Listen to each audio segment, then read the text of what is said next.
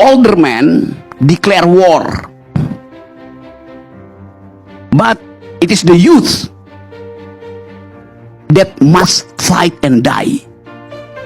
Orang tua mendeklarasikan perang, tapi yang mesti berperang dan mati adalah anak muda itu.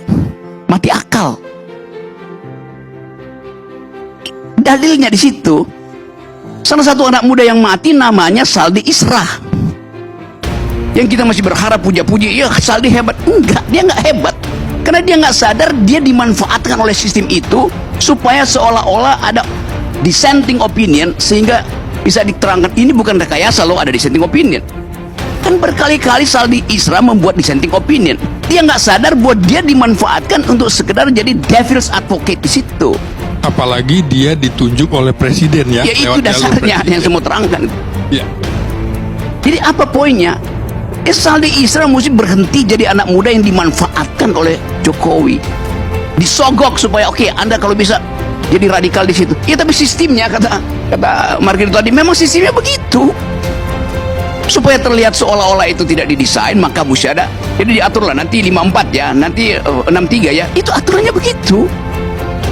Nah kalau anak muda kayak Saldi bermutu, dia keluar dari sistem itu, nyatakan saya berhenti itu. Bahkan saya mau impeach presiden.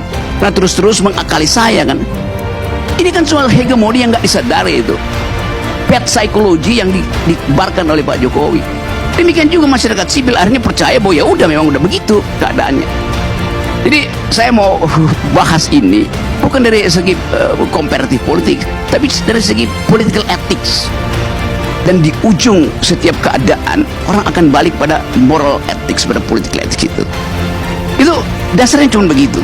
Kalau kita bertanya masih, ya kenapa Pak Prabowo yang dari awal udah bersiap-siap ternyata nggak bisa mendaftar lebih dulu? Ya ada alasan teknisnya, sini belum pulang. Iya, tetapi publik menganggap bahwa pasti ada dissenting opinion juga di dalam koalisi Prabowo. Pasti Pak SBY juga kasih poin di situ. Pasti Yusril Iza kasih poin. Pasti Erlangga kasih poin. Kan kita mesti bayangkan itu tuh.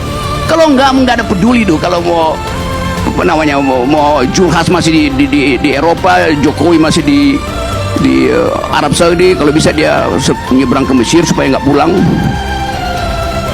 Itu bukan soal itu tuh. Kalau yang udah final, ya Pak Jokowi, Pak Prabowo akan bilang saya dengan Gibran selesai itu. Siapa yang mau larang tuh? Ngapain mesti berkoalisi? Ya dari awal memang itu keinginannya kan.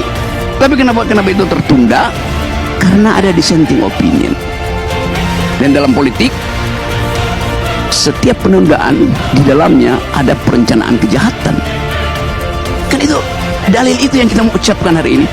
Jadi semua yang kita bicara malam ini adalah bukan dalam upaya untuk menganalisa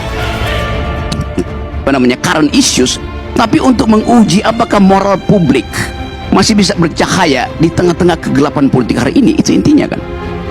Jadi sekali lagi, upaya kita untuk menghidupkan kembali demokrasi kemarin dikubur secara sempurna oleh Presiden Jokowi itu. Jadi Mahkamah Konstitusi itu jadi kuburan demokrasi. Apa kita sesali? Jangan kita sesali, karena itu yang mesti terjadi itu. Pembusukan mesti terjadi supaya ada yang tumbuh baru tuh. Pohon raksasa mesti tumbang supaya dari akarnya masuk lagi sinar matahari dan dia tumbuh.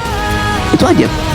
Jadi tangkaplah ini sebagai satu pesan sejarah yang tiba-tiba datang lebih cepat dari yang kita harapkan, dan kita bergembira karena keadaan hari ini kita mesti membayangkan suatu perubahan politik bahkan di luar sistem elektoral. Itu mesti kita bayangkan dalam 2-3 hari ini misalnya tuh.